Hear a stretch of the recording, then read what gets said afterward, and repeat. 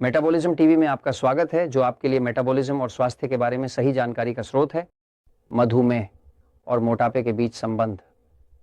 मैं Frank Suarez स्वाइटाउजेंडाइन मोटापे और मेटाबॉलिज्म के विशेषज्ञ हूं और आज मैं आपको बताना चाहता हूं कि मधुमेह और मोटापे के बीच क्या गहरा संबंध है। मोटापा और मधुमेह, मैं आपको इसे समझाने के लिए एक पल के लिए बोर्ड पर जाता हूं। पूरे ग्रह पर, पृथ्वी पर एक मोटापे और अधिक वजन की महामारी हो रही है। कुछ देशों में अधिक वजन के स्तर बेहद चौंकाने वाले हैं। उदाहरण के लिए मेक्सिको में मोटापा और अधिक वजन है।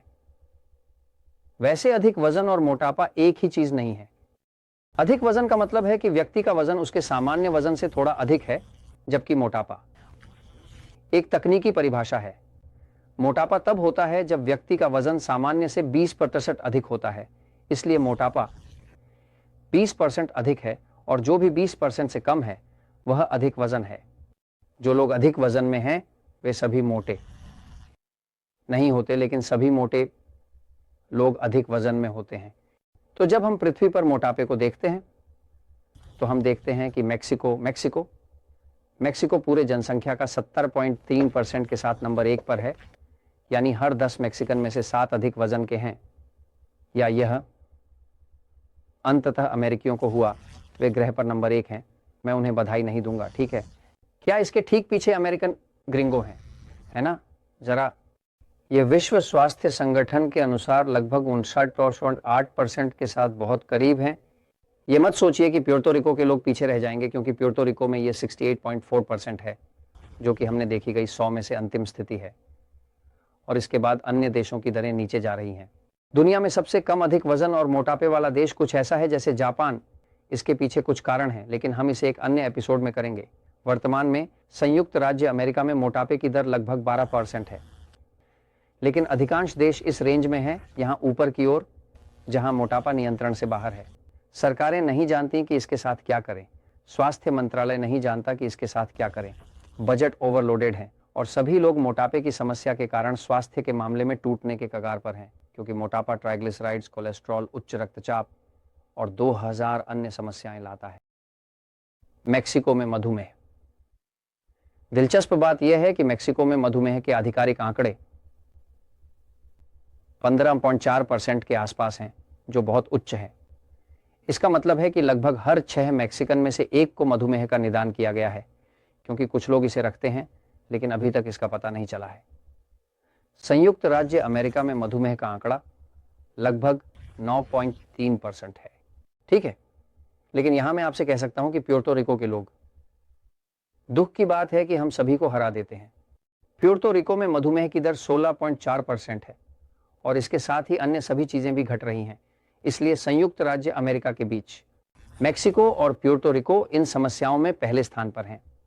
बेशक अन्य देश भी हैं जो 12 और 10 के आसपास हैं और जिनमें मधुमेह की समस्याएं हैं, खासकर ऐसे देश जैसे कि सऊदी अरब, जो दुनिया में सबसे अधिक मधुमेह वाले स्थानों में से एक है। सऊदी अरब में अरब दुनिया के सबसे मधुमेही लोगों में से हैं। इसके लिए अन्य कारण हैं, लेकिन हम इस पर किसी और दिन चर्चा करेंगे। तो क्या हो रहा है? अधिक वजन, मोटापे और मधुमेह के बीच क्या संबंध है? तो यही मैं आपको समझाना चाहता हूं। मोटापे और मधुमेह के बीच एक सीधा संबंध है। वास्तव में कुछ लोग ये कहते हैं कि अधिकांश लोग जो मधुमेह में प्रवेश करते हैं वे मोटापे के माध्यम से ही प्रवेश करते हैं। मानव शरीर कुछ ऐसा होता है, जब यह जन्म लेता है तो सभी लोग लगभग पतले होते हैं। यह दुर्लभ है कि कोई व्यक्ति मोटापे के साथ जन्म ले। एक बच्चा छोटे से मोटा हो सकता है, लेकिन वह ऐसे नहीं जन्मा, तो इसका मतलब है कि यह ऐसे ही होता गया, है ना? तो मूल रूप से जब कोई व्यक्ति परिष्कृत कार्बोहाइड्रेट का अधिक सेवन करता है, परिष्कृत कार्बोहाइड्रेट से हमारा मतलब है, तो मेरे पास यहां कुछ है, चलो देखते हैं, ठीक है। परिष्कृत कार्बोहाइड्रेट, हम इस प्रकार के खाद्य पदार्थों की बात कर रहे हैं जैसे कि हमें जो पसंद है, ब्रेड, पास्ता, आटा, चावल, केला, आलू, कंद, अनाज, चीनी, मिठाइयाँ, चॉकलेट, दूध, फलों का रस, मीठा सोडा, ये सभी प्रकार के खाद्य पदार्थ जो आमतौर पर अच्छी तरह से संसाधित होते हैं।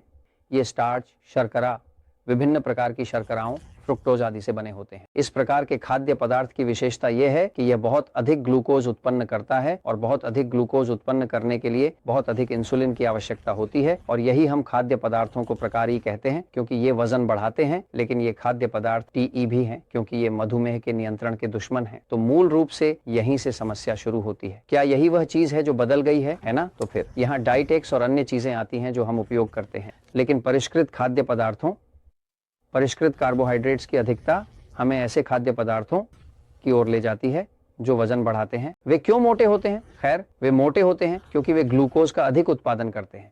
ये ग्लूकोज में परिवर्तित हो जाते हैं, और चूंकि यह अधिक ग्लूकोज का उत्पादन करता है, इसलिए यहाँ मौजूद अग्न्याशय को उस ग्लूकोज का जवाब देने के लिए इंसुलिन का उत्पादन करना पड़ता है।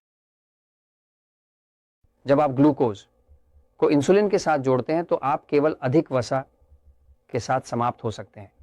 लेकिन क्या होता है कि वसा इंसुलिन के प्रति प्रतिरोध पैदा करती है। जितनी अधिक चर्बी एक शरीर में होगी, उतनी ही इंसुलिन के प्रति प्रतिरोधकता बढ़ेगी और इंसुलिन कम प्रभावी होगी। इसलिए शरीर के पास अधिक इंसुलिन बनाने के अलावा कोई विकल्प नहीं होता। तो एक व्यक्ति पहले प्रकार ई के खाद्य पदार्थों का अधिक सेवन करना शुरू करता है, और हर बार वह थोड़ा और मोटा होता जाता है, थोड़ा और मोटा, थोड़ा और मोटा। जब वसा की मात्रा बढ़ने लगती है तो अब इंसुलिन के प्रति प्रतिरोध शुरू होता है। अब अग्न्याशय को अधिक इंसुलिन का उत्पादन करना होगा। इसका मतलब है कि चूंकि इंसुलिन अधिक है, जो कुछ भी वह खाएगा जो ग्लूकोज में बदलता है, उसके लिए इसे वसा में बदलने के लिए अधिक इंसुलिन होगा। तो यह एक बंद गली है ना? तो मूल रूप से यह मोटापे से शुरू होता है जो इंसुलिन प्रतिरोध में समाप्त होता है। क्यों?